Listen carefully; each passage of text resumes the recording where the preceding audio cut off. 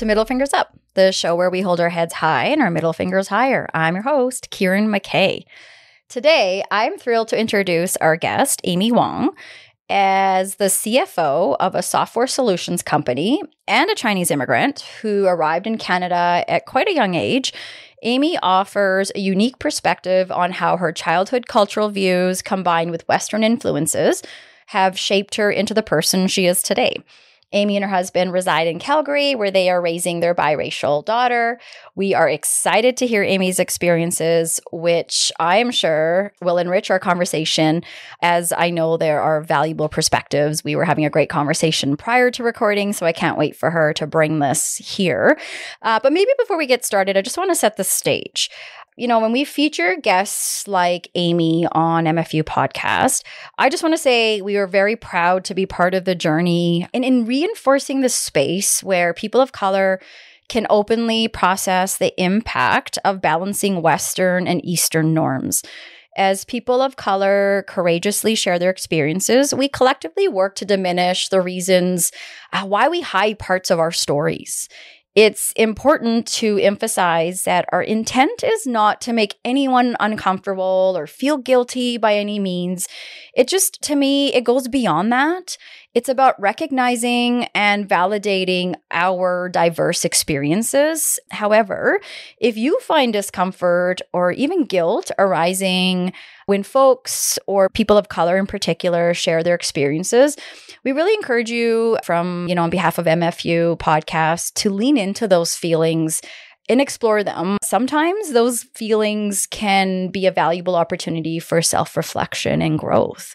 So I just wanted to welcome Amy because as Amy's journey as a Chinese immigrant navigating this complex space promises to provide a fresh and valuable perspective, we hope this episode can contribute to our ongoing conversation, building that space for meaningful discussions about growing up in the Western-dominated societies as people of color. So I'm super, super excited, chomping at the bit. Welcome, Amy. Super happy to have you. Thank you.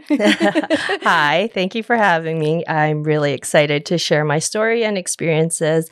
And I think even as we were chatting prior to us recording the show, a lot of it, I didn't even think about what my experiences as an immigrant child was coming to Canada and the influences that had on me. So I think it's important to validate those feelings, but also know that sometimes we forget that part of us, especially as we're trying to blend in with that culture and pressure.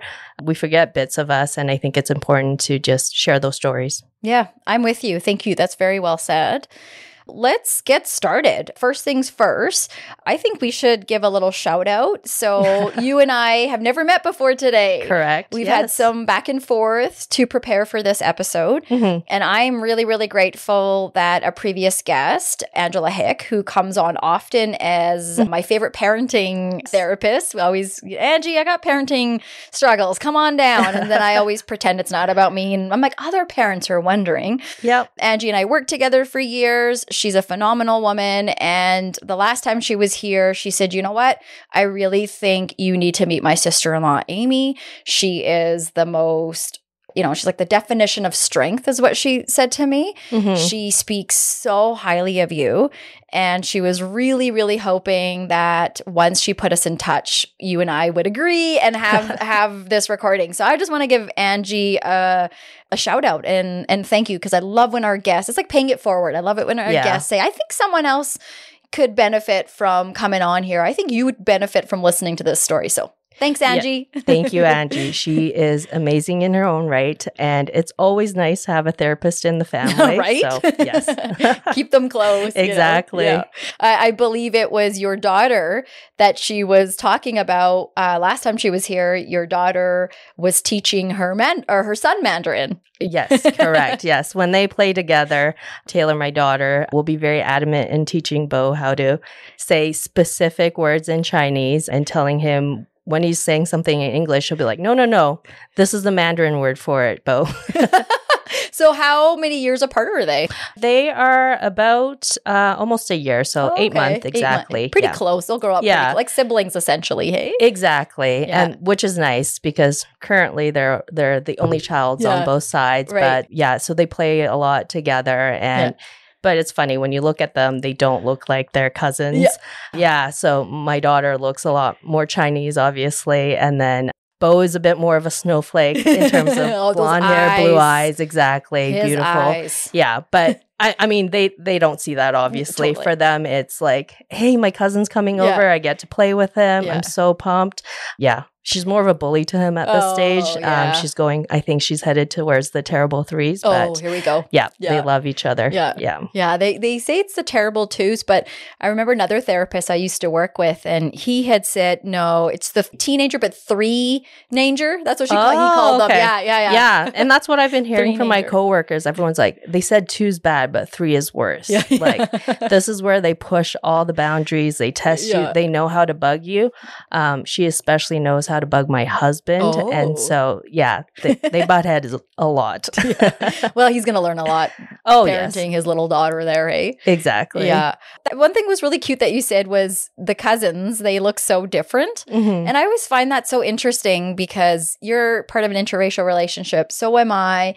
And whenever I see my kids with their Indian grandparents, like sitting in a room with my mom, drinking Indian tea, talking in our language, my youngest is really trying to learn Punjabi a lot from me and my mom. And so it's so interesting, listening to brown music and these kinds of things. Mm-hmm. And then like next weekend, grandma will come over, my mother-in-law. Mm-hmm. And then it's like same thing. They're sitting in the room having their food or whatever it is with grandma. And having these conversations, I'm like, it's so interesting. Like the kind of interactions we're having with one culture and then the next culture, it's a lot in a wonderful way. Yeah. But it just always blows my mind because they don't see a difference. Exactly. Yeah. But I do.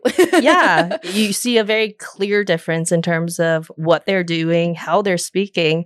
I've got a really supportive family. And I think for us, for my husband and I, it was really important that Taylor understands both her Chinese heritage and I don't know if it's the white heritage, but the two sides of it, and her spending her time with my parents and Rob's parents. It is very different activities. We try our best to kind of immerse her in Mandarin just so she gets a sense of it and she starts using it. And also we celebrated Chinese New Year with her. And so she remembers things like, oh, I wore this like outfit for it and I got red pockets.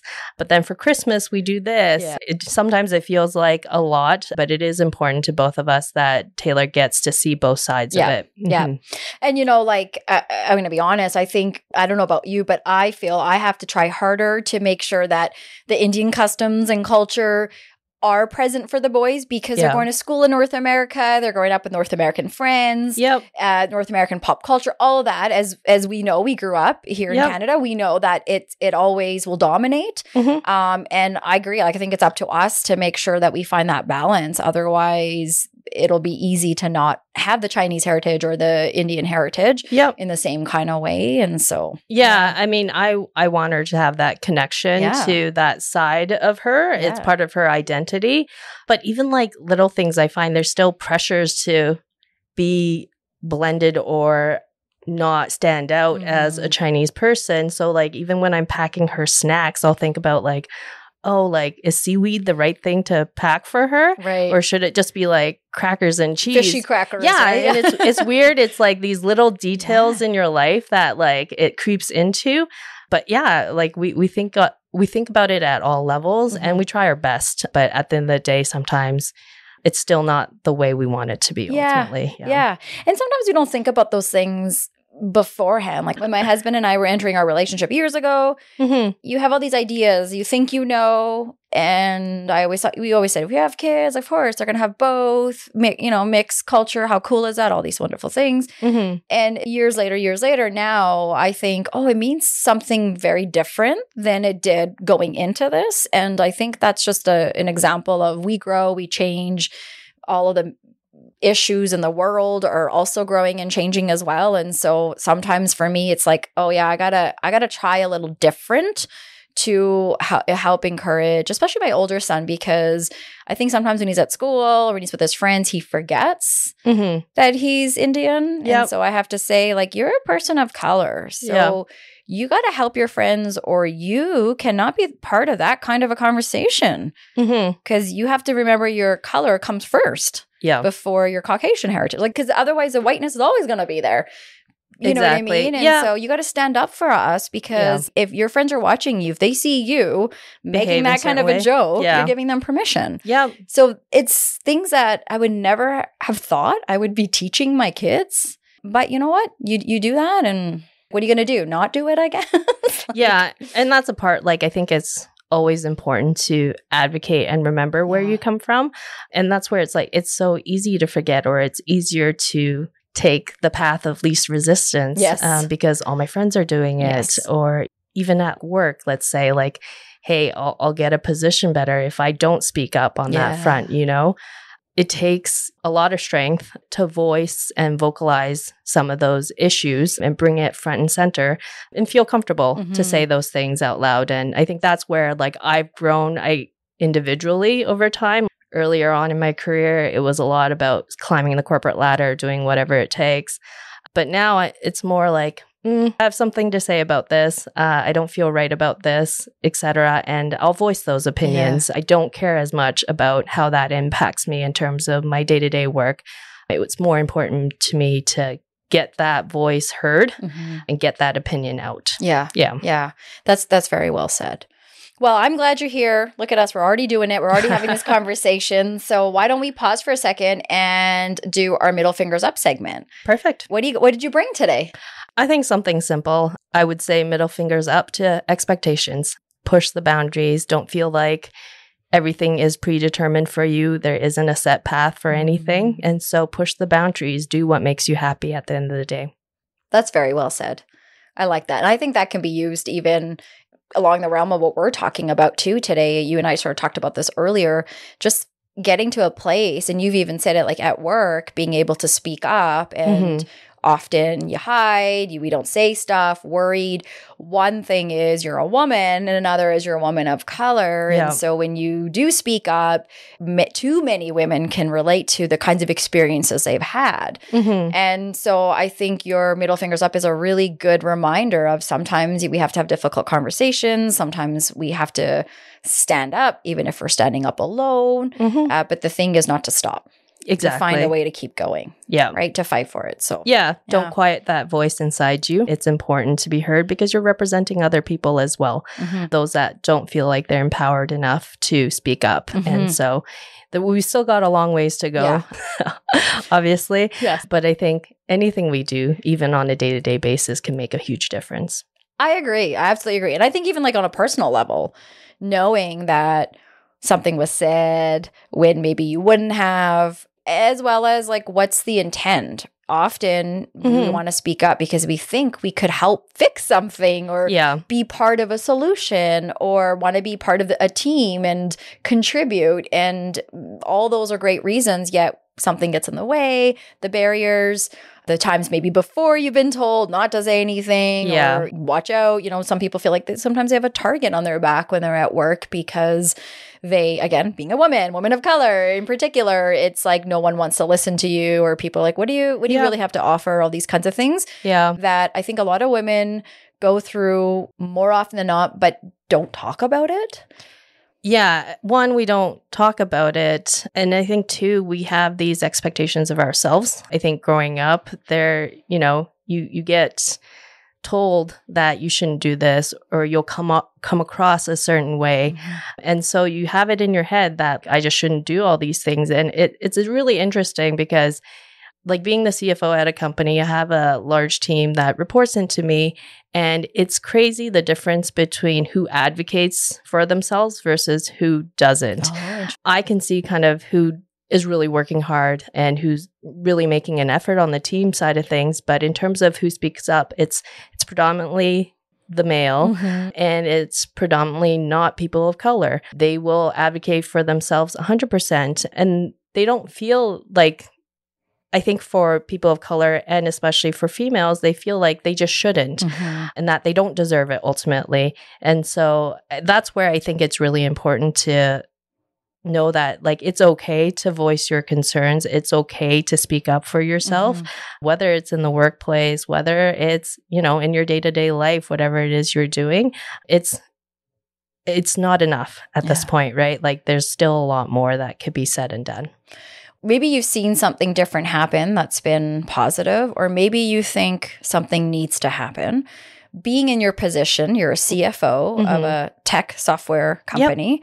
Background is accounting. You're the money lady. I'm sure your husband's grateful. There's always good to have one of the money, you know, one of you is the money person. Well, he's also an accountant. We met. Both accountants. Yeah, we met at an accounting firm together. Man. Do you both compare your spreadsheets? We don't. Do you have spreadsheets? This sounds really boring to no. Yes, we help each other out definitely in terms of, hey, how do you do this spreadsheet better? Yeah, right? Yep. So what do you think, being in your position as the lead, what do you think needs to happen more by bystanders or the people around that are watching some of these things happen? Like, we notice who speaks up and who doesn't. I've been part of teams. We always know this person's going to talk more and this person's not. There's often reasons why. Some people just are shy. Some people feel like, I don't have a whole lot to say. But often it's what you said. It's you don't feel like you have the permission to say something. You're going to cause trouble. You've been taught, don't say anything at all. Just put your head down. And you and I come from cultures where authority is like, man, it's like a mindfuck because your parents teach you how to be afraid of everyone, including your boss. And now you're the boss. So what do you think we need more of or less of so that there is that inclusive space, particularly for women of color that feel, I'm not going to lose my job when I say whatever it is I need to say? I think we need to create safe spaces for these individuals to voice their opinion. I think as I was progressing through my career, I had really good mentors who were able to candidly speak with me to say, hey, you're not speaking up, you know. We think you can do great in terms of your career and opportunities, but you're not getting noticed because you're not vocalizing a lot of these things. And it was interesting. At one point, my mentor had told me, is it a cultural thing? Is it because you had grown up and had been taught that you shouldn't ask or want for these things? And one of the things she had told me was, do you want to be a CFO in the future? I'm like, oh, no, I don't think I could ever be a CFO, right? And she's like, why not? And that's where I think the more conversations, especially those in positions of power, where they make it okay and they seek to have those conversations with those that don't feel like they're empowered, I think that's a really important stepping stone. So for those that are people leaders or feel like you are in a position of power, to really start those conversations and help those individuals along. That makes a huge difference, especially early on in someone's career or where they're at in life. That's really well said. It's like what I hear you saying is for people that have the privilege, have the power to recognize it, acknowledge it. You don't have to feel bad about it. It's the reality. That's how it is. Yeah. But also create the space, help others create the space, do what your mentor did, which is recognizing, making an observation. Like she obviously got to know you, to know your skill set and how good you are at your job. And she probably wanted you to make her life easier too by moving up. Sure. You know, like let's get you to move up. It's a win-win situation. Succession planning, who knows, right? But she recognized that you had potential that maybe you didn't see in yourself, right? Because you said, I can never be at that place. I didn't have the belief in me, right? And I didn't honestly see anyone else like me in those roles either.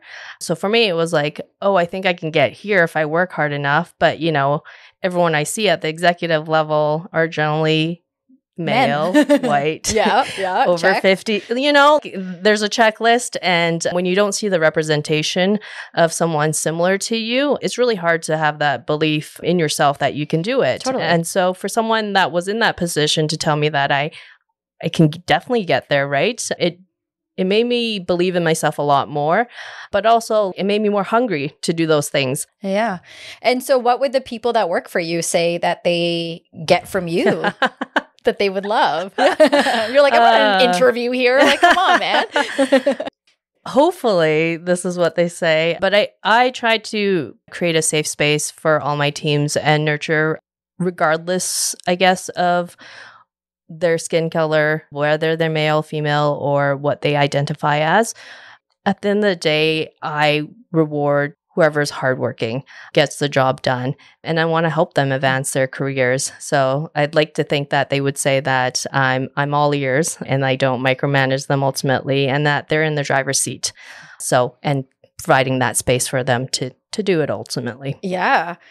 And we're just jumping into your job now. So Yeah. I'll ask a couple more, and then I know I have to do an MFU too. I haven't forgotten. But so you mentioned you're at the table with your demographic, mostly men, white, 50 and up, which is often what you see in the tech world, software world. Like that's not uncommon, right? It isn't. I think there's a big push. Well, there is maybe not a big push. There is a push to find equality there.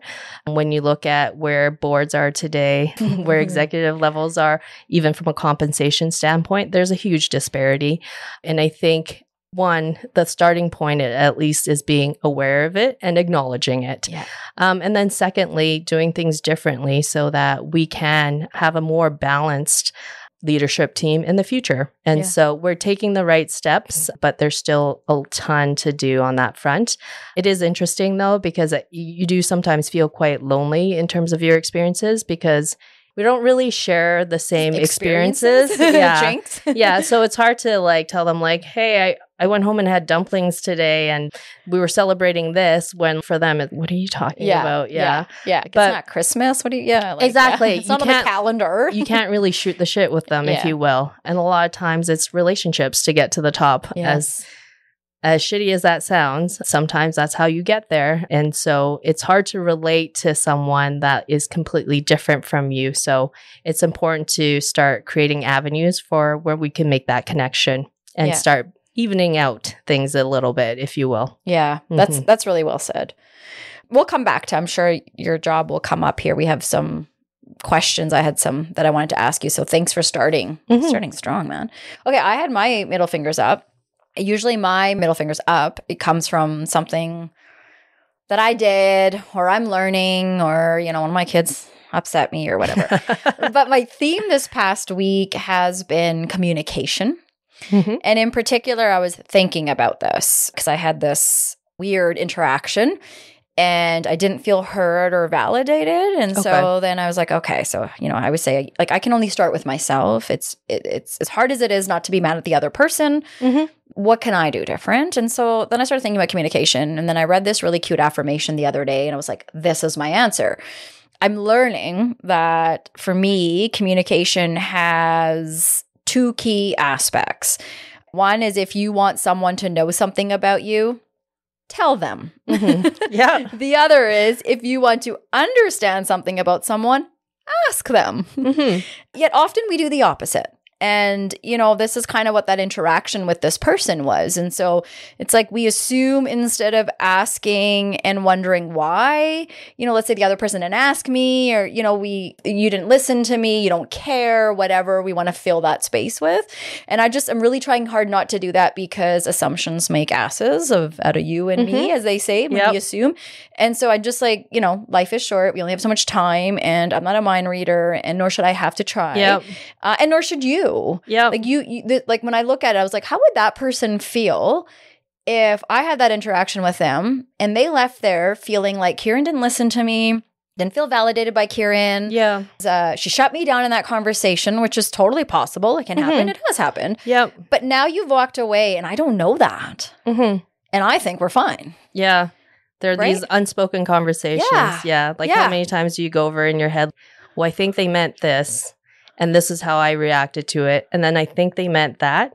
And then from the other person's perspective, it could be completely different in terms of that interaction. Thinking about it. Exactly. They're like, the minute I hung up the phone with you or the last time I saw you, I thought, now here we are. And now are you giving me the side eye? And then we can have such deep angst and frustrations about it, even though it could be just a complete misunderstanding and we didn't ask or we didn't have that conversation to clarify. Yeah, exactly. So you get it. So that's something that I'm paying attention to is I didn't feel validated. Okay, is there something that I can do? Can I be more clear? Can I tell this person this is how I felt? Versus you're a terrible person. And, because it's like, it's different. Like we said, when we flip it around the other way, how would you feel when you leave? And it's like, maybe I got to think that way. So anyways, that's my middle fingers up is communication's a bitch. Yes. But it doesn't have to be if we think of those two things. If I want to know, I can ask. And if I want you to know, I can tell. 100%. Right? Yep. There we go. Look at that. Done. Middle finger segment out the door. All good. Okay. So let's talk a little bit about your story. So again, I'm so happy Angie brought me to you. You and I have been having texts back and forth. I learned a lot from our last one about your upbringing. And as I mentioned in your intro, at a young age, you and your parents immigrated from China to, it wasn't actually Canada first. I said you came to Canada at a young age. You actually went to Australia first. Exactly. Then came to Canada. Yes. Yeah. Okay. So can you start with tell us a story that led your parents to make the decision to leave their home? Yeah, it was definitely a big one. But my dad decided to do his master's in forestry in Australia. So we had the opportunity to move to Australia while he was doing his studies there. So we were there about 4 years, and I kind of did my elementary school there before we moved over to Canada and kind of permanently made our establishment in Calgary, if you will. So yes, it's definitely been a journey. And I think once we were in Canada, that's when my parents had decided to have another child. So my sister, who was born in Canada, her and I have very different experiences in terms of upbringing, obviously, but also there's a 10-year age gap there. And so we see the world in different ways. We see our heritage in different ways too. I think in some ways more connected to my family that's in China versus when she goes back or we go back together. I think she almost feels like an outsider or an alien because she's grown up in Canada and that's the culture she knows predominantly. And her friends are a different way than, I had friends growing up in China. So it is a very interesting experience that we each had. Yeah. Do you two ever talk about that? I don't think deeply. I mean, we talk about I told her I paved the road for her all the time. She older doesn't appreciate siblings. it. Exactly. Let's just take a minute and acknowledge that. I'm trying to get my siblings on here to do my brother and I've done it together. My sister won't come on. Yeah. She's the middle child, so it makes sense. They're always dramatic. Yep. But I tell them all the time, I paved the way for you guys. Yep. So thank you for repeating that. Yes. That's true. Yeah. So I think with how we were brought up, we don't talk about feelings a lot. We don't talk about if there's trauma in our life, we don't go back to it. We kind of just move forward. And there's a lot of pressure to just kind of achieve. I think where we come from a family where it's like, we're overachievers in that sense and everyone's trying to outdo each other. I guess that would be the other thing. My team or people I've worked with have always told me that you come off as very competitive. And I don't think I notice that as much, but having heard it more than once, it is probably something I give off. And it has a lot to do with my upbringing, whereas I don't think she's as competitive. It's a very different style. So yeah, we don't talk about, in short, we don't talk about it as much, but we do acknowledge it. I think she definitely knows that we grew up very differently. And my parents have evolved over that period of time too, right? Their parenting style and what they thought is okay and not okay have changed since they've immigrated to Canada.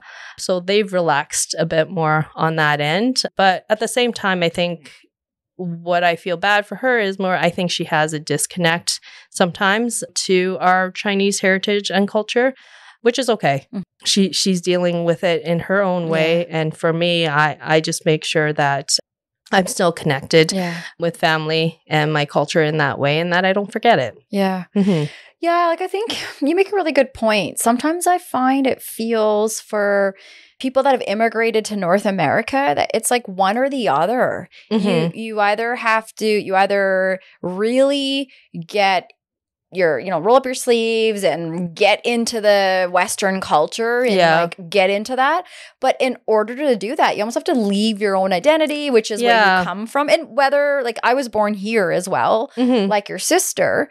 However, my parents were still immigrants, so they were still trying to make our culture be part of my life. Yeah.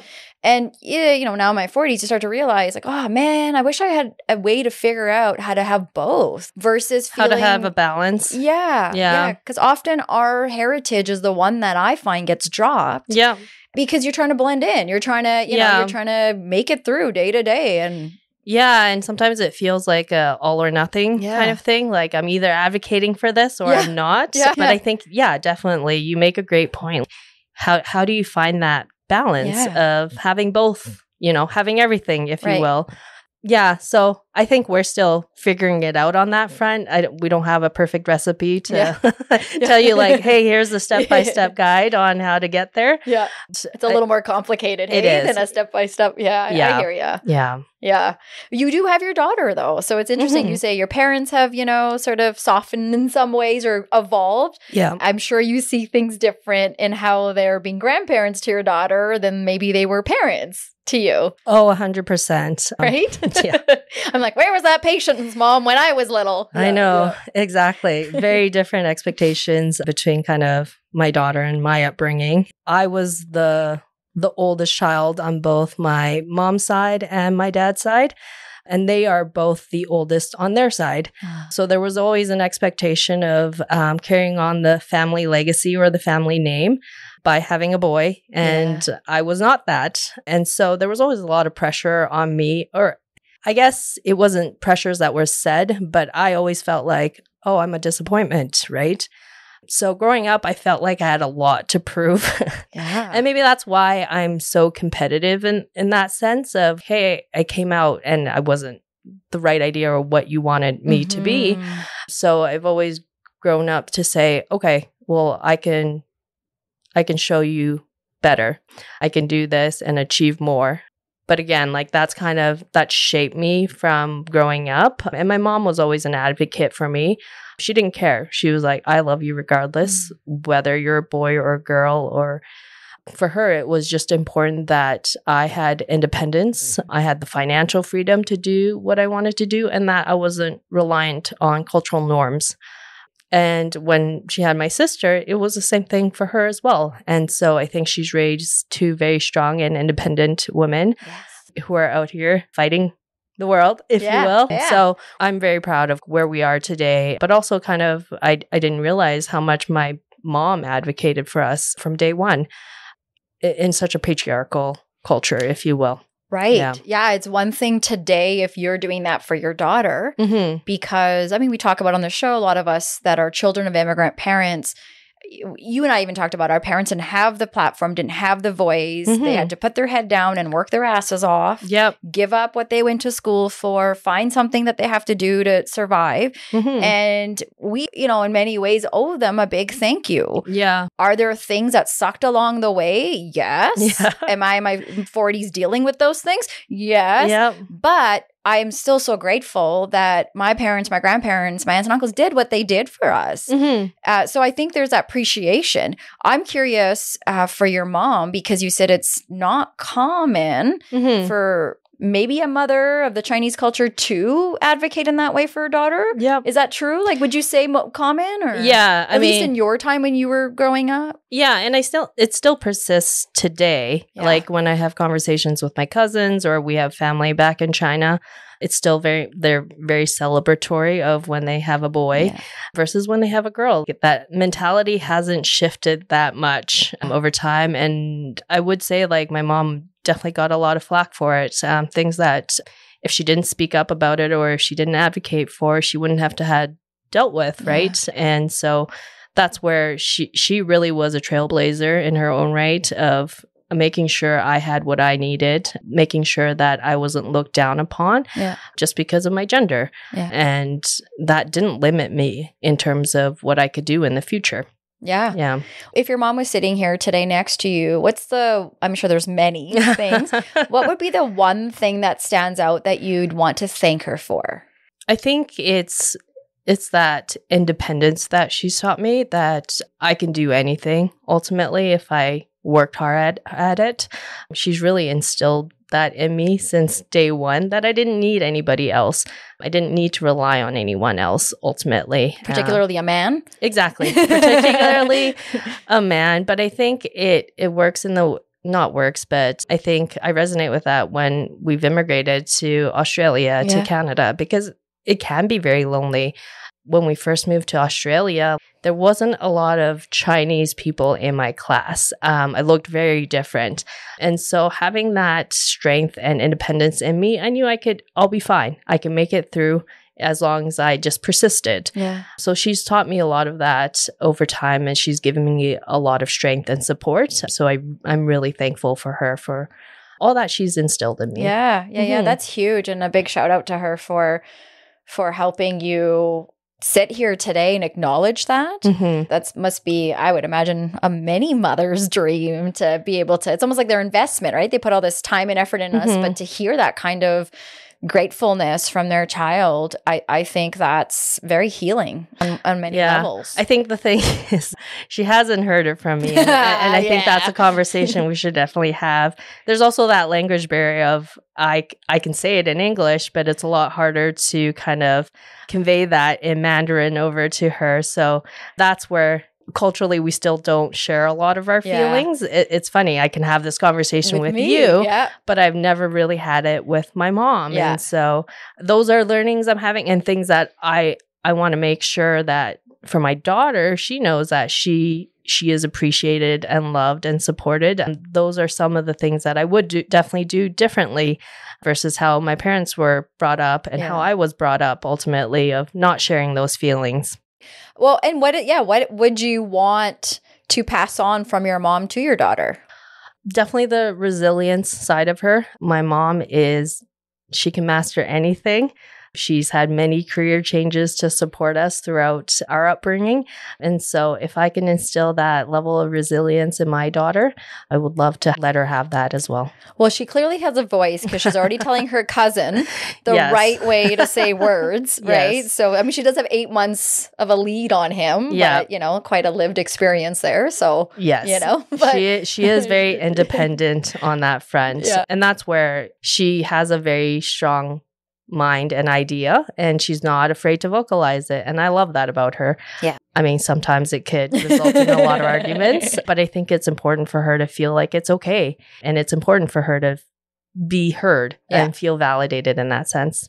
What do you think it's like for your husband? Because you're in an interracial relationship, as we had talked about. And you even said, like, when you look at her, she looks more Asian than she does Caucasian, right? Yeah. So when he parents her, as a super white man parenting his Chinese daughter, what are some things do you see him trying to do maybe that are a bit different as well as she's growing up with a white dad, not an Asian dad? Yeah. I think a big kudos to my husband. I think he does really try to find a balance, one where he's not trying to tell her like, hey, you're not Chinese at all. He's trying to incorporate my culture in terms of every day with her. So sometimes, I mean, it's funny. So my daughter eats her thumb a lot. Oh. And so we constantly tell her not to eat her thumb, but I say it in Mandarin. And so what my husband will do is he'll attempt to say it in Mandarin all the time as well, but it comes off so butchered. My daughter appreciates it too, because she'll correct him too. Like, she'll be like, Daddy, no, it's this. But yeah, I think he understands that it'll definitely be challenging, and it'll be challenging from an identity standpoint for our daughter.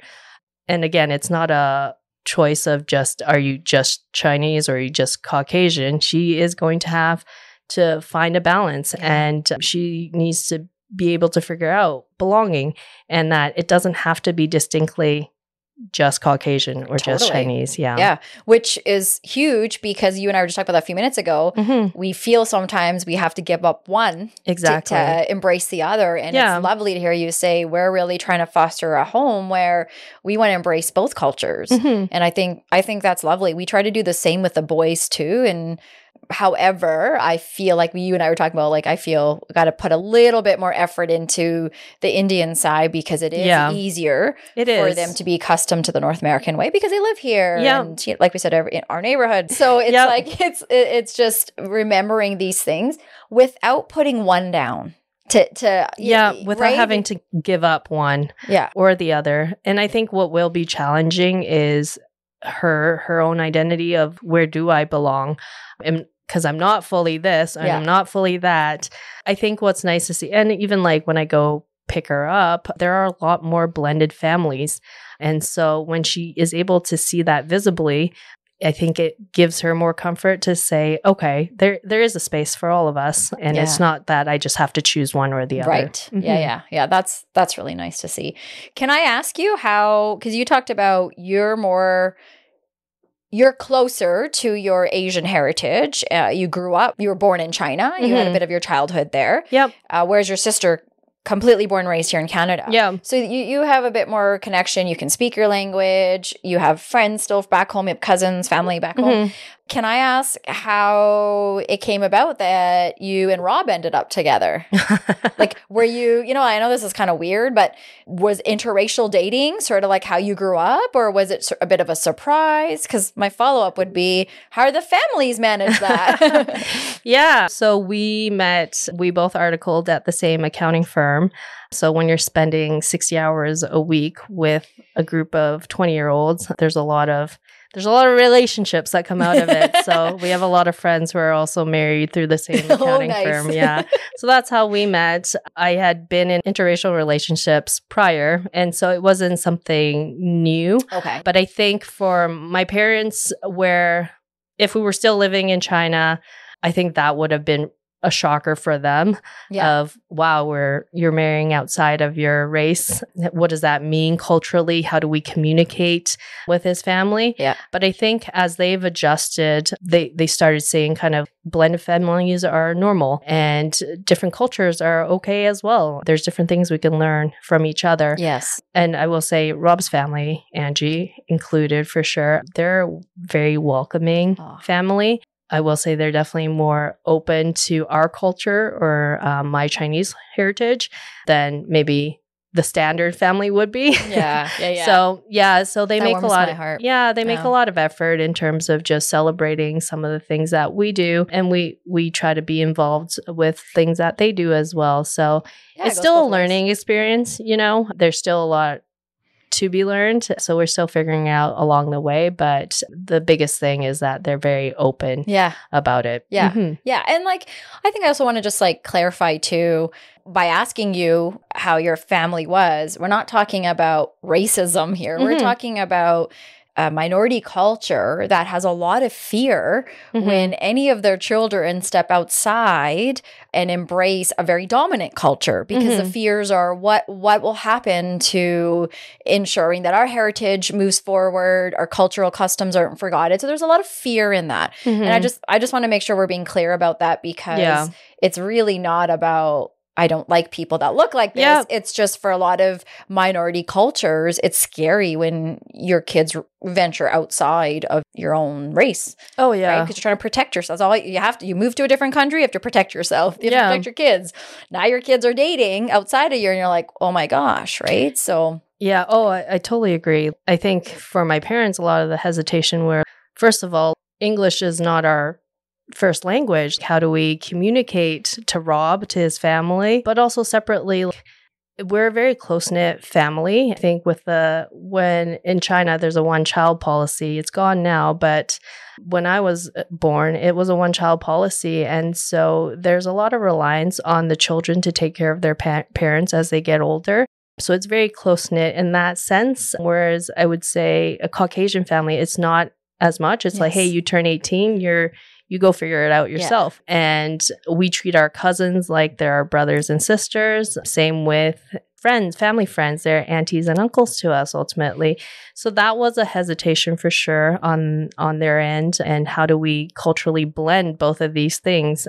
So I think some parts where we've got it figured out, but I think a lot of other parts, they're still as they happen, we educate, and then hopefully there's openness to learning, and that's kind of how we're progressing forward. Right. Mm-hmm. You mentioned your wedding was in China too. We did, yes. So I'm just laughing because I'm imagining if Carrie and I was already a lot getting married in Vancouver, doing a full Indian wedding, let alone if we went to India to get married. So I'm just imagining what It was a chaotic. culture shock Yeah. for. Did you have a lot of people from here, like Calgary, going to China? No, it was just my immediate family. So my parents and my sister, and obviously Rob. And poor Rob, like he had no translator. It was either myself, my parents, or my sister that was translating for him. Yeah. It was a bit of a culture shock for me because it was a traditional wedding we did. So I can't imagine what kind of culture shock Rob was experiencing. We did a very traditional, I was in a little carriage, and then he had to do all these things before we were actually married. And so he took it like a good sport. He really embraced it. And we got to meet a lot of my extended family while we were there, people that I've never met as well. Yeah. So it was an important celebration for my family. It really meant a lot for my parents to do that, but also being able to connect with everyone there versus we did have a wedding in Calgary as well, which was very different. It was friends and family that were here. So very different traditions and very different things we did, but it was nice to have both or have Rob exposed to that side of it. And they were really excited to see this 6 foot tall man, blue-eyed. So they were taking pictures and they were like, "Oh, Rob, hold this baby. We'll take a group photo together." Yeah. Like he was almost a celebrity there. Totally. I bet. Yeah. Yeah. And I think that's where I think there are signs that we are coming a long way, or there's progression on that front of acceptance of our differences. I would say like 10 years ago, if that happened and I brought this like white man home, I think there would be a lot of shock and confusion within my family. Right. So, yeah. That's kudos to that progression, right? Because I think that's fair to be in that kind of shock because it's just new territory that we're figuring out. So new territory is going to invite a lot of, whoa, what's this? This is different. We don't normally follow that custom. Yeah. So I think that's lovely to hear that there's been that kind of progression in the last, 10, 12, 15, however many years for all of you. So that's cool that you guys, any funny stories? Many. So I come from a very heavy drinking culture in terms of the province I'm from in China. So how the men kind of get to know each other is essentially seeing how much you can drink. So That's lovely. Yeah. Great tradition.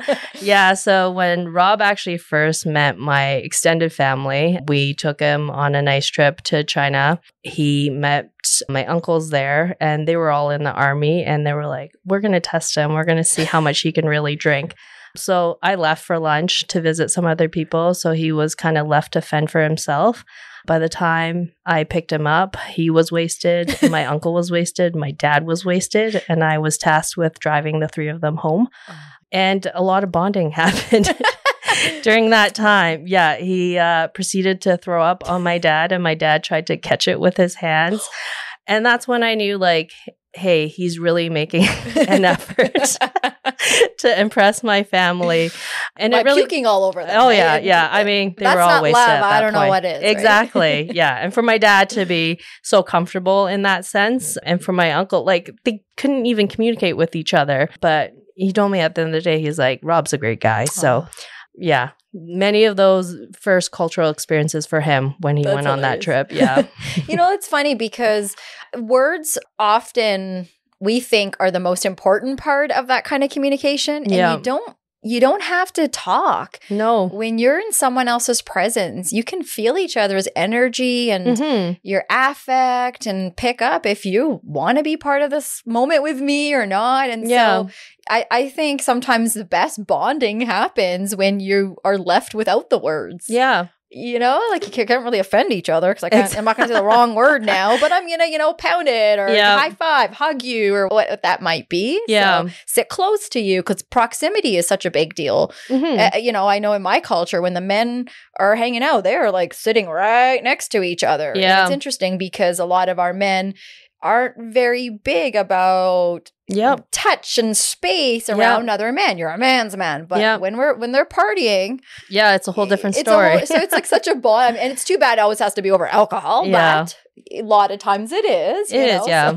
Yeah. And I think like the big thing is willingness on both sides to interact and to learn about each other and to accept each other for who they are. So I think that was an important milestone for us from a relationship standpoint of, hey, if Rob wasn't going to be able to get along with my family, or if my extended family didn't give that seal of approval for him, I don't think we would have worked out long term then. So yeah, luckily for him, it went well. Yeah. Good. Lucky you, Rob. Yeah. I'm going to bring you back for a second. So you talked about immigrating to Australia, then to Canada. Can we talk about differences? Because I know you did mention when you were there in class, you were one of very, very few people of color at the time.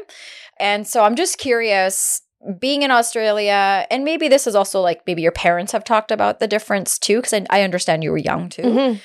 Would you say like immigrating to two different worlds essentially? Like was one a little more inviting than the other? Like was experience, were they similar? Were they different? Like what were they, your experiences? Yeah, so I don't know if it's Australia versus the time period we were there. When we first moved to Australia, it was tough. I didn't know how to speak the language. I was learning, and it was completely brand new environment. I remember I didn't see anyone that looked like me.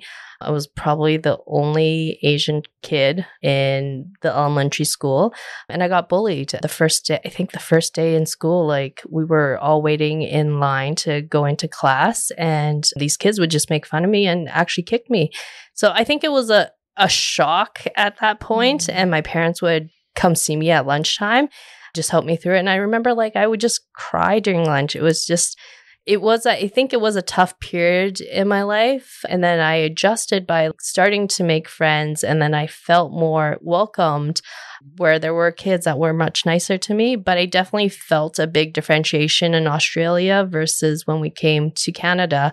There were a lot more multicultural families, especially like we moved to Forest Lawn when we first came to Calgary. Exactly. Best place the to roots. Be, right? So we moved to Forest Lawn, and it was just a different feeling. I didn't feel as alienated versus when we first moved to Australia. And there were more programs available, I would say, in terms of just ESL and being with other kids that were Asian and non-Asian. So there was definitely a clear difference. You're also getting bullied. You're also okay. This isn't just a me where this is like, not to make light of it, but sometimes you got to make fun of how when you compare these sorts of things. Like, you could find people that had more shared experiences with you.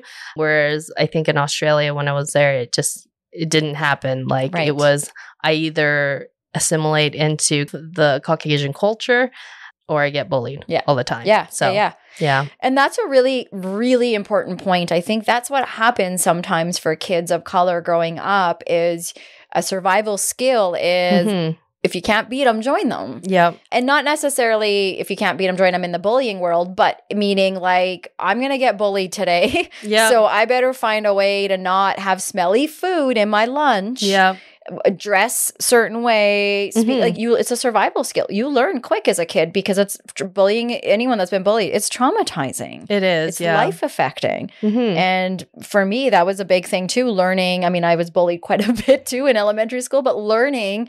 And I think I always talk about like this white girl complex sort of started for me. I was like, I got to try to be more like this culture, otherwise I won't be accepted. But the thing that sucked about that, and I still remember this, even as an adult with friends, like at work, coworkers and stuff, people are like, how do you not know these things? So you're still not really. Maybe you're just getting bullied less, but you're not really accepted. Yeah. You know, you talked about that lonely feeling, like being on this board of all of these people that come from a very similar place and you're the, which one of these doesn't belong kind of thing.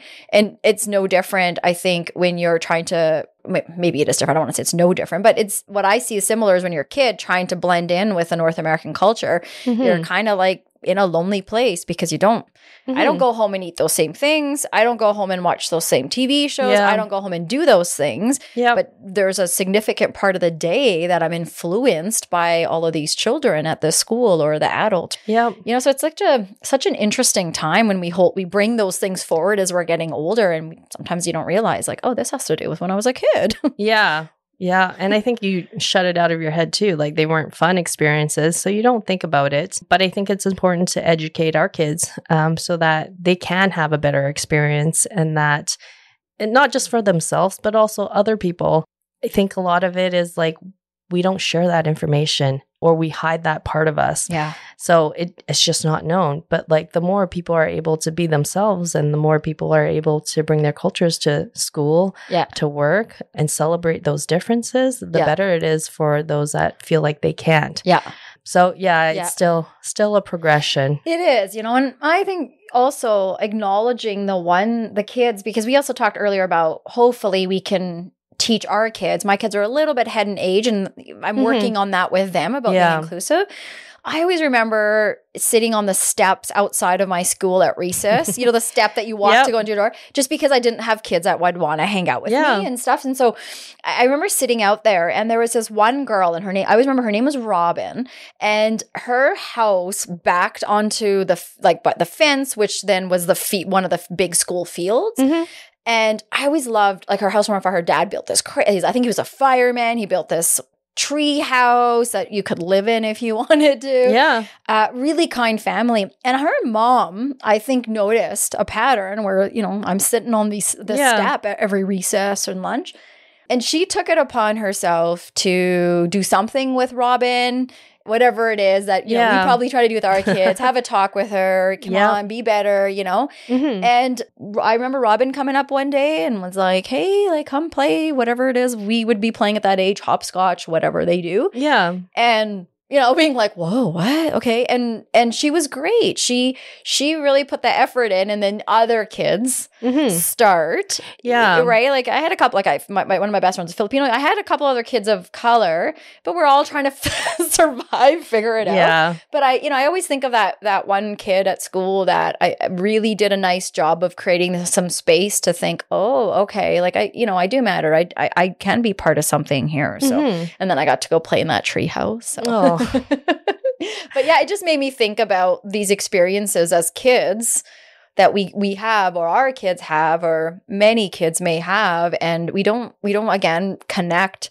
how these experiences shape us when we get older. And now you're about to go to work and your boss is saying to you, well, how come you don't talk more? Yeah. How come, you have way more to offer? And you're like, all my life, people have told me to shut up. And now, oh, this is different. You want me to talk. Okay. Yeah. It's right. And we don't always realize why am I that quiet? Or why is it that I don't have the same kind of presence with someone else in the room? And yeah. And I find part of that is we've been brought up a certain way where you almost feel like you have to be a subordinate to whoever has the power or whoever has the privilege. Yeah.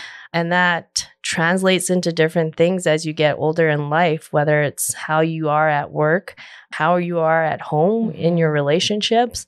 I think it's being taught not to stand out or stick out, because that meant bad things would happen ultimately.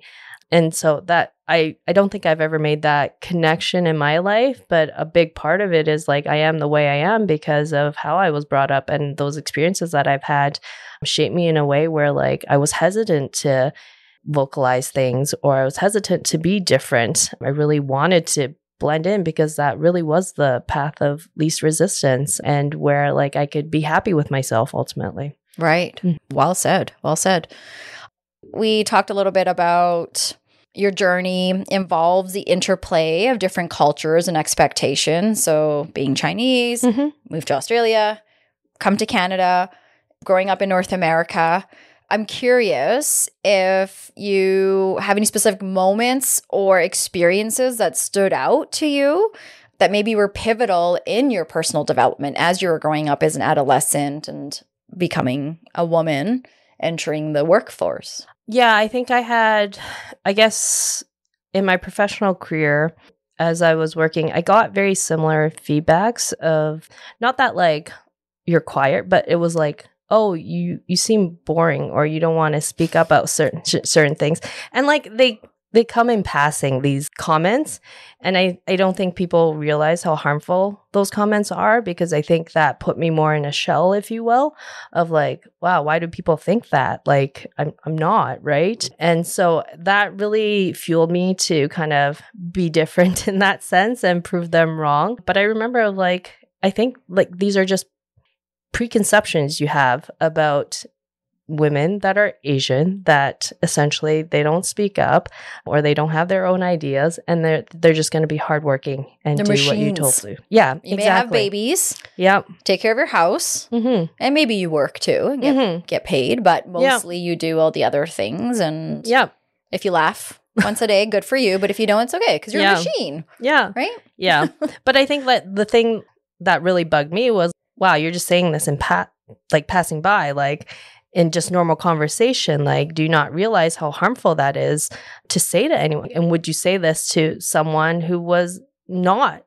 Like, what if somebody said it to you? Like, again, like going back to our middle fingers up piece, when we flip it, like if I'm the one that's saying you're boring, how would I feel if somebody said to me that I am? Yeah. And also, like, what does that even mean? Yeah. I'm boring. Now what? Exactly. And what am I supposed to take away with that comment?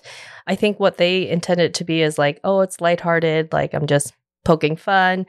But at the same time, they wouldn't make that same comment to someone that was Caucasian probably, or someone that was a male. So I saw a lot of that as I was progressing in my career. And I think a learning for me was like, I never want to do that to someone else. And I want to make sure that it doesn't happen again. So I would tell them like, hey, that's not appropriate to say. And it's really harmful. And part of it is they don't realize it. That's the big thing. Yeah. And there's no self-awareness on that front. Whereas I was always self-aware of anything I was saying or doing because I was worried of how I was going to be perceived. And I think that's the tough part growing up as a woman of color, is that I always had this different lens about myself and how everyone would think about my actions and what I did and how I went about it. Versus if I wasn't, there wouldn't be that level of scrutiny or expectation. Yeah, it's so true. So how have you been? I mean, you've talked about speaking up and saying not appropriate. This is harmful. Have you found that to be helpful? Like, are people receiving? Had they received that okay? Or yeah, I think it's got mixed reviews in terms of whether that person does something differently in the long run. But for me personally, it was really important to advocate for myself and make sure that I was heard. Then I felt more empowered to not have to put up with this type of behavior in the future, and know that it could have good outcomes. It might not be the outcome that you always want, but it's better to have said it than me brewing inside and thinking it's all my fault. I think it takes a lot, though, to recognize that and say that, because you have your childhood experiences in Australia, the bullying. You come here, have your fair share. Also, now we're a big sister. From an only child to an older sister. And there's that piece. And you mentioned earlier, too, like you were also really working hard to make your parents proud because you felt that you came out as a girl. So you were already losing or bringing shame maybe to the family name. And so there's all these sorts of things that I would imagine that are going on. And while all this is happening, the messages around you, where though when you say these kinds of things that it comes out, or you're told that you're like an aggressor, or you're being too dramatic, or you're, whoa, like this is offensive that you would think that I would offend you. Yeah. Oh, for sure. All the time where I come off as the aggressor being a female, like I shouldn't be, like it was just a joke, or it should be taken lighthearted, that I am being dramatic in that sense. And so that's where like I do take offense to it. And it took me a lot to kind of tell you it's not okay to begin with. And so that's where I think there needs to be a shift in that mentality. It's almost kind of like victim shaming, if you will, of like, hey, this is normal, this is okay, like, but it's not. It's not. And the more we say it's not okay, and the less we accept it, that's where I think like we can make a change on that front. But, hey man, we're the global majority. Have you heard that term? Global majority? I only heard it recently. When you first heard it, what did that mean to you? When I first heard it, it was yes in terms of numbers, but in terms of where we are in Canada, it's still not present. Like 70-30, right?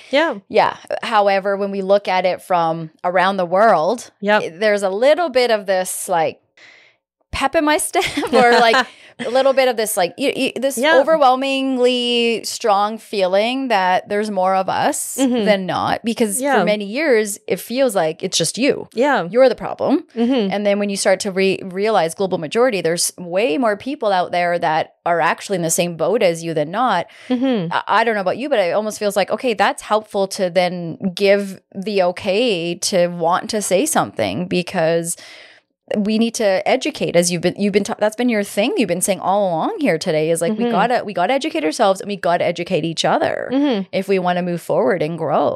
And so I think when you hear global majority, it's like, remember that we have a bunch of us that have each other's back. I don't know. I just picture like a room full of right. Like if I'm gonna step up. So I just want to bring up, you made a really good point. And I'm reading a book for the second time around now called White Tears, Brown Scars by Ruby Hamad. And I've said this once before when I've mentioned it. It's not an easy read. It's a life-affecting read, as they would say in there.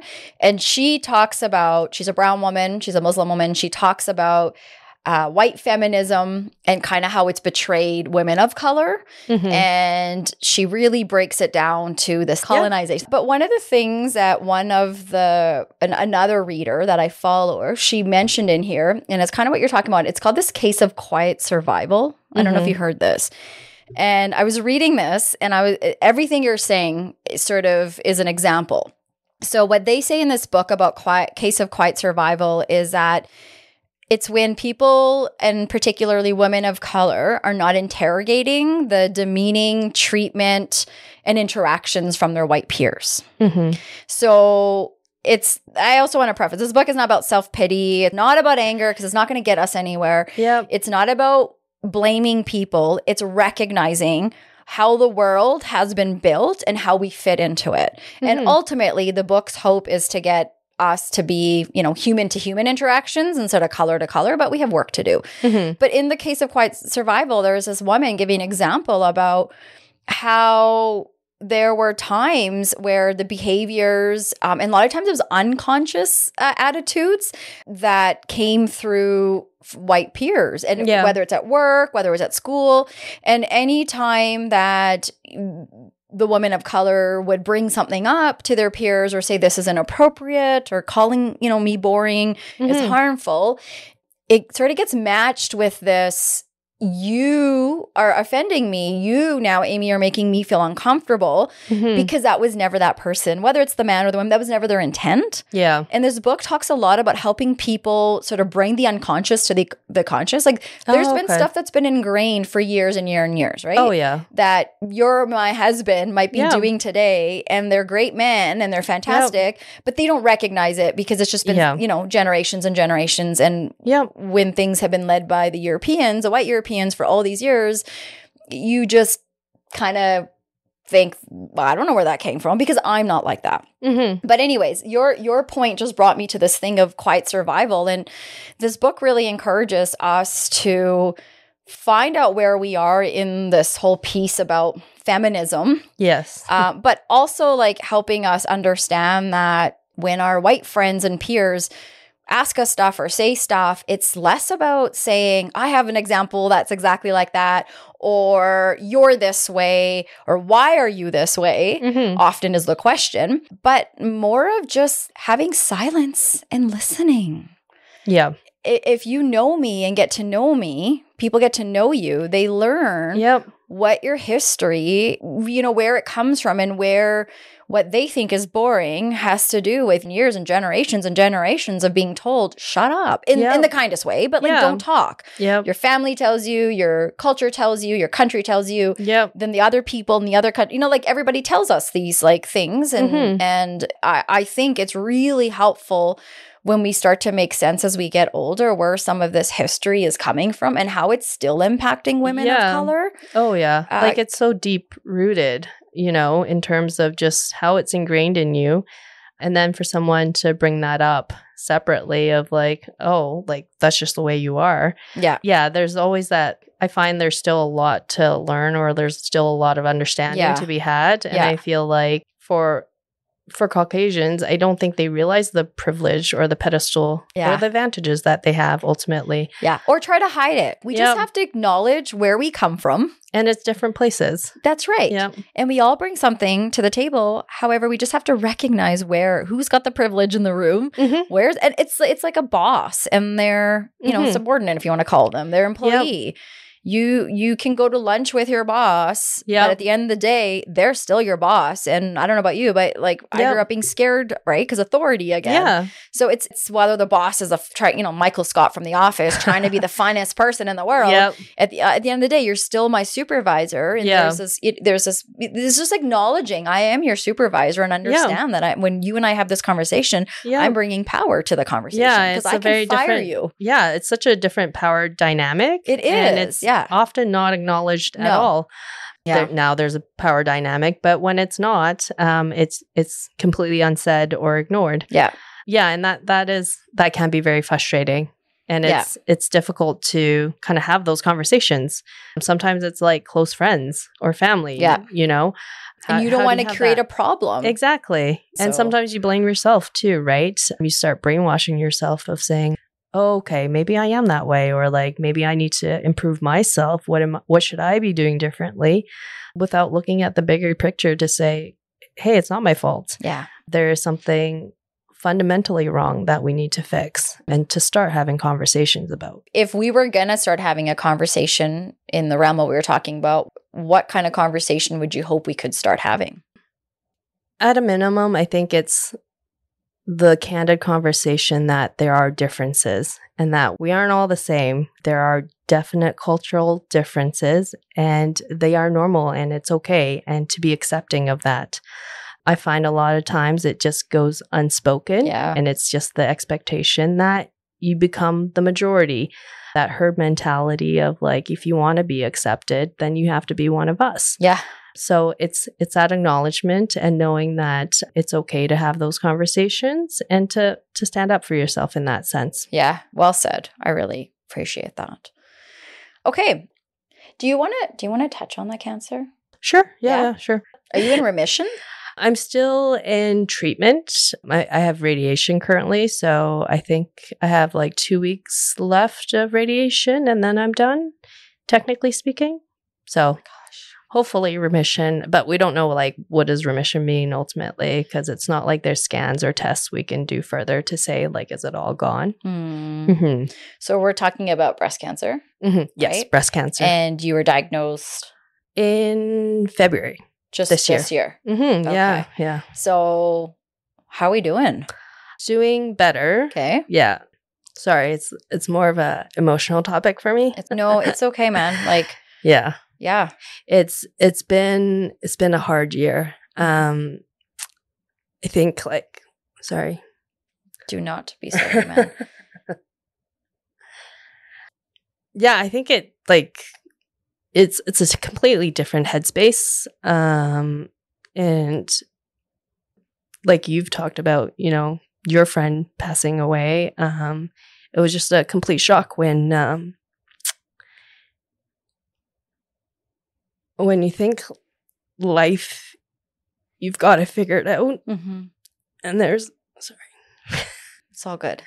I think it's the first time talking about it, so it's very emotional for me. When you think you've got it figured out and all of a sudden you're thinking about like, hey, maybe I won't be in my daughter's life. It was just really hard. It was a big reset for us. And it really brought me very close to my parents. My husband, obviously, he's been very supportive on that front. This also our like friend group, like all these people stepping up and you're in a time of need. But also like it was just hard in the sense of like being such a type A individual. Yeah. It's hard to be out of control. Not being able to control your health was really tough. And just the unknowns of like, hey, does this come back, right? I think it's being like in your mid-30s, it's the last thing I think you think about. And you always think, oh, I've got 10 years, 20 years, 30 years, whatever it is that you need to worry about, there's still so much time left. But when there's like a health scare where time is limited in that sense, we started resetting our priorities in terms of, okay, well, what's really important? Whether it's like career's not that important at the end of the day.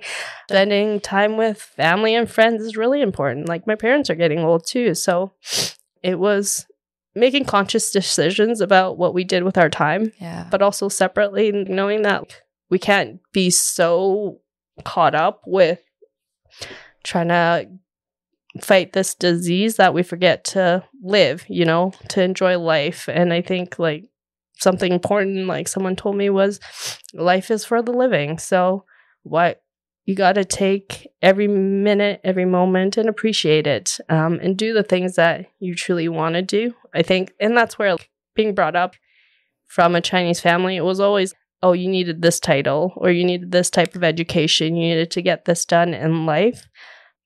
When you have something like cancer, I think you're like, that's not important at all. Yeah, my health is. It is, yeah. We don't talk about our health. Not at all. And it's the only guaranteed thing that will bring us back tomorrow and the day after. To go to work, to go to that lavish party, to do the things that we get excited about. But, and we think about money. We're like, oh, if I have all the money, then I can have the best life. But there's always this like, you can always do more. You can always make more. There was, like in my 20s, I always had this conception of like, I want to make lots of money. I want to be comfortable like later on in life, but there might not be a later on. So why not enjoy what you have at this point? You only have your health for so long and your energy, I think. And part of it was, I don't think I realized like how much I was the caretaker of the family until I needed to be taken care of. Was that hard for you to accept? It was. I think it was really difficult having to rely on my parents because I felt like I was disappointing them in a sense of they're getting old. I should be taking care of them. So it was really hard to see or kind of break the news to my parents. But they've really come around. Like, they've been the best in terms of just supporting me through this, taking care of our daughter, taking me to appointments, but also separately, they were like, hey, you don't have to work. We realize like the amount of pressure or stress isn't healthy for you, and you need to kind of take a step back and evaluate. At the end of the day, your health is the most important, and we want to have more days with you. Not for you to like make more money or for you to have a certain title at the end of the day. Yeah. What was it like hearing that from them? I think a sense of relief almost, because I think that's where growing up in an Asian family, there's a lot of unspoken expectations. Parents will always compare their kids to each other. Hey, my kid's done this, or they're going to do this. So I was always worried about failure. I was always worried about like disappointing them. Yeah. So for them to say, hey, like that's not what's important to us, and we want you to take care of yourself, that was really important for me in terms of like, I didn't really realize I had that heavy burden on myself, or that I was pushing myself in that way because I wanted to make my parents proud at the end of the day. So it's all you knew growing up. It is. Yep.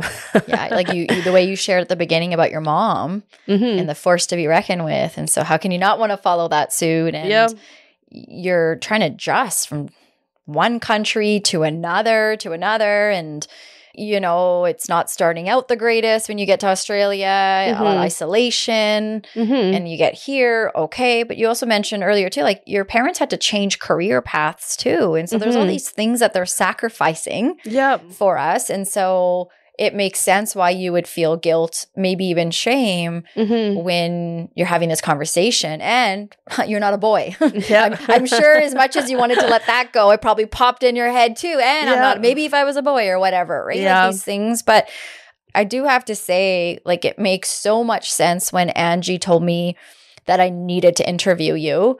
Now it makes so much sense the way she talked about your strength. Yeah. Because first of all, I just want to say thank you. I'm really grateful that you were able to become emotional because it's a lot. And I would worry if you continue to have that conversation without crying. Man, you talked about bullying without crying. So that one, I was like, how is she doing that?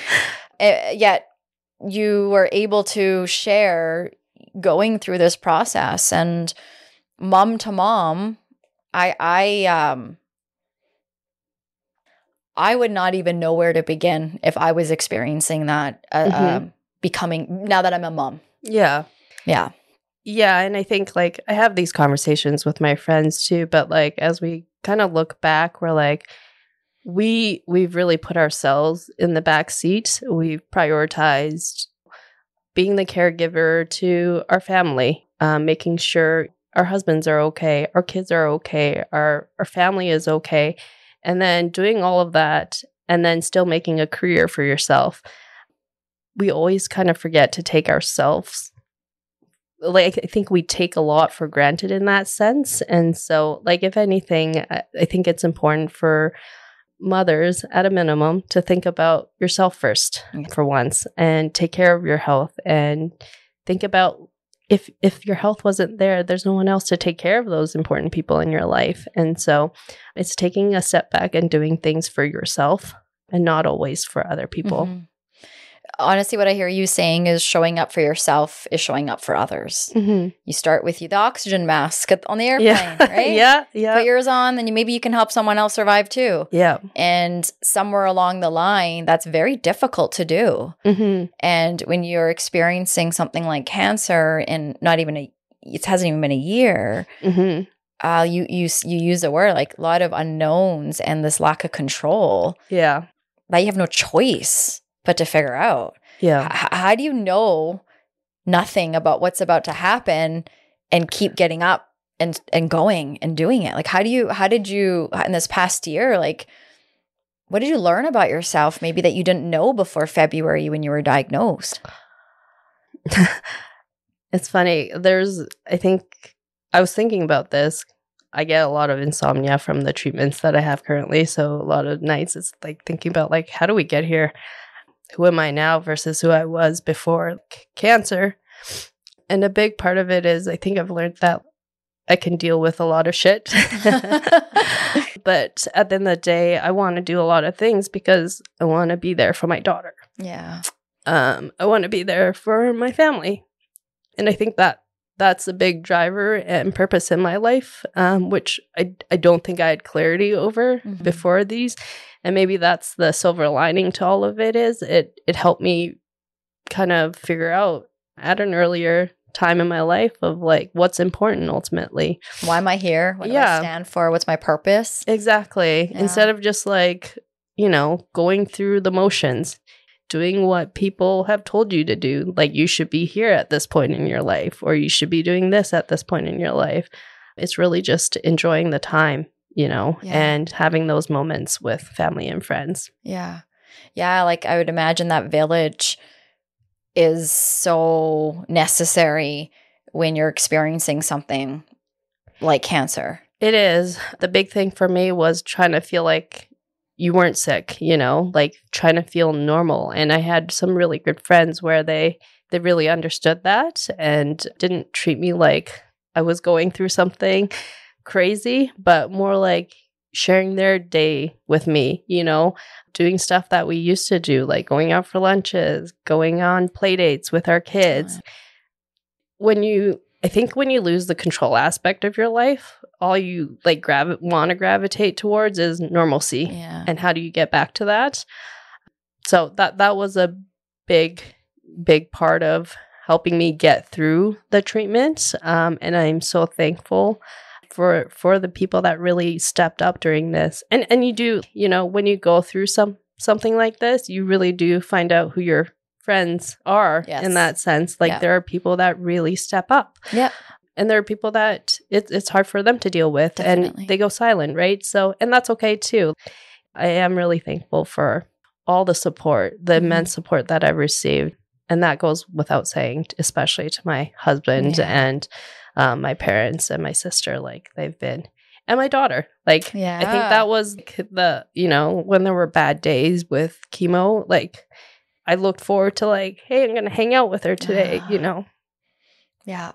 Yeah. Simple things that sometimes we take for granted or, you know, are frustrated. Oh, this kid won't stop. But did that ever happen where it's natural as a mom that hasn't slept, let alone one that is going through cancer treatment?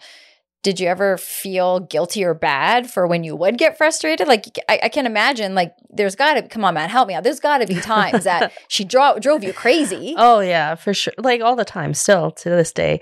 Well, how did you manage that? Because you're trying to have in the moment, be present and be with her.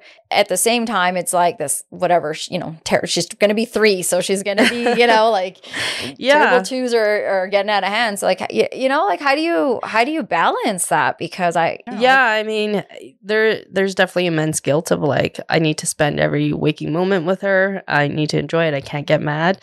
But like, we're human. It's only natural that you have those feelings. There are days where I'm just so tired from work, from treatments, from everything that I need a break from her as well. And I think for the longest time, I was struggling with accepting that. Like, it's okay to take a break from those things. Yeah. It's okay to take time for myself. And so there was immense guilt, but at the same time, I knew that was what I needed in order for me to enjoy time with her. Or else it just carries, you know, into the next thing you're doing. You'll have that frustration over and over again. Right. So it's not something that goes away, but I think it's as parents, like you can tell it's okay to want some space from your kids or from your loved ones. You don't need to have them in your face all the time. 24/7. Yeah. I think there's a lot of people that need to hear that because there's that, like you said, self-expectations, guilt, what people tell you, what you see, the perfect moms and dads and parents everywhere around, or we assume we do all these things. And then when you're experiencing, you know, a battle with your health, it's like, like really good to hear and refreshing to hear you say you still have to start with yourself. And I would imagine she would need that break, or your partner would too, because I mean, maybe for her, it's a bit different. She's feeding off of energy, but your husband and your family, like everybody's also going through their own thing. And like, good for those friends that continue to show you how much they need you too by saying, I'm having a shitty day today, Amy, you gotta listen to me too. Because it's like, I don't know how to act, you know, like, and then you feel like people pity you that, oh my gosh, don't stress Amy out or whatnot. But sometimes I would imagine those things are helpful to know, like when someone else is having, you know, to a certain degree, but someone's having a shitty day, or a friend that's dating out there, and you're like, please tell me your story, because I need something that's outside of having to deal with the same thing over and over every day. So those little distractions. Exactly. Did you say you worked this whole year too? I did, yeah. So there's something there. She laughed. There's probably people listening that know you that are like, yeah, she worked. I worked part-time as I was like doing chemo, and now I'm kind of back more full-time. I will say my work was very accommodating with my needs on that front. And if they weren't, that's where it wouldn't have worked out. But they were very supportive on that front. My team especially, like they're just great people. And they were very understanding of what I was going through and making sure I was okay. But I think for me, work was also a distraction. It's very easy to get consumed by all of it, of being ill and what does that mean? And, you know, you think about like death more often than not. And so it was almost a breath of fresh air, being able to do activities I wasn't used to, having some sort of structure to life. And that was really important for me and for my mental health. Because I think if I didn't have those distractions or other pieces of life that I was working on, it felt like a dark hole. And where I would just spiral really into thinking about all the awful things that come with cancer and the treatment of it. Yeah, for sure. Like you said, you have nights where you're not sleeping. So, like, you know, I can't even, like, it's like a self-fulfilling prophecy where it's just perpetuating the worst things. Right. Well, and it's already like, if you think about a vulnerable time for all the species. Night, a lot of animals are out hunting. So even for us, where nighttime can be vulnerable because it's like, I'm going to go to sleep, but think of all the scary, are my kids' bedrooms, windows locked? And go check the house. But that's just everyday stuff. And now you're throwing on top of, like you said, like life and death, things that we contemplate, we wonder. We have cultural views as well that come along with all of our upbringing about how we view death and how we view life. So I can't even imagine at night, are my doors locked, let alone all these other things that I'd have to be thinking about, or hoping I'm not, but are popping up in my head. So yeah, it's almost like a battle to quiet your mind, just so you can have a little bit of rest on that front, so that you can, still enjoy your day. Yeah. So it's a challenge, and I'm still kind of trying to figure out what is the right balance on that front and working through it. But it's definitely been a lot better than we were at maybe like 3 or 4 months ago. So it is crazy how resilient your body and your mind is, and how much, honestly, shit we put through it. Like, from childbirth to dealing with life-threatening illnesses, like, my body has been through a lot, and I'm very thankful for what it's being able to overcome and being as strong as it has been. I'm so glad you said that, because mind and body are so connected. And you mentioned mental health and managing your well-being. And often we don't connect those two things. So it's like separate, oh, it's got to be up in my head or something, or physically. But could it be that my life stressors, the trauma, many traumas, depending on what we have experienced that have, shaped us, where does all of that go? Especially when we come from cultures that tell us we shouldn't be talking about these things. These things happen, let it go, we're okay, or let me distract you with this thing. We all have different ways that we grow up. And I know for me, in my culture, a lot of it is just don't talk about this stuff. Yeah. Okay. Yeah. Let's just keep sweep moving it on. under the rug. Yeah. You're fine. Or you can go to the doctor to get medicine. Yeah. Because I don't know how to address my headaches or my mental health, but I do know how to address this leg that's hurting over here. So let me get the medicine for that. Yeah. Could it be it's connected? Yeah, but we're not always putting that together. And so I'm curious for you, like, what are you learning about your mental health when you do talk about mind and body? Like, are you doing things different? I know you've talked about taking time for self. Are you doing things different in terms of how you sleep, how you eat, how you move, all these sorts of things now than maybe you did before? Yeah, I think I've become much more mindful of how connected my mind and body is. Just in terms of my own mental outlook, I think has a big impact on how I'm doing in terms of health. And so not always thinking about the negatives is important to me. Being able to have other outlets and distractions and being able to talk about it has really helped me immensely. I think we bottle up a lot of different things throughout our lives, and sometimes there's an expectation that we just don't talk about it. We just tough it out and get over it. But I think it's really important to have those conversations. Maybe it's not with, your partner, or maybe it's not with someone directly in your family, but like being able to feel comfortable to talk to someone about it is really important. And that's helped me immensely, is just having different conversations with friends, with family, with people I don't know. Yeah. It helps me work through my own feelings, if you will. And it helps me get a little bit more clarity of like what's making me feel this way.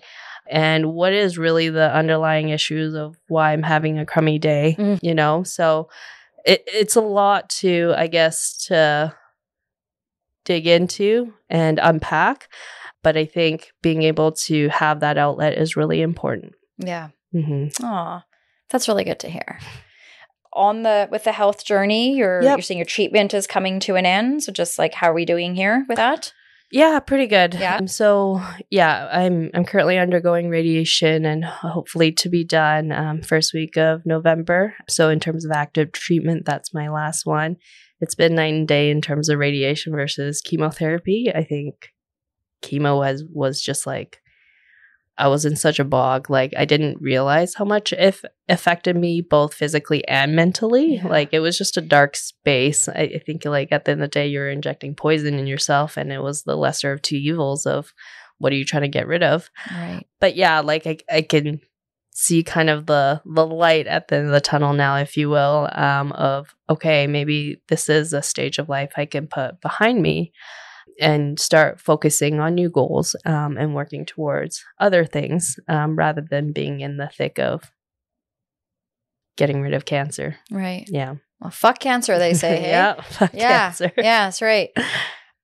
Thank you for being willing to talk about that. And I really appreciated how you did. And, you know, maybe even sharing your thoughts and your feelings with folks that are listening today that might be experiencing something similar. And I think you speak with a lot of hope, and that's very, very meaningful and impactful. So thank you for that. Thank you. I appreciate you giving me a platform to speak about it. And again, like, I think it is really important for us to take care of ourselves. So if you're listening out there and you're always worried about other people, take care of yourself first. It's an important stepping stone to taking care of everyone else.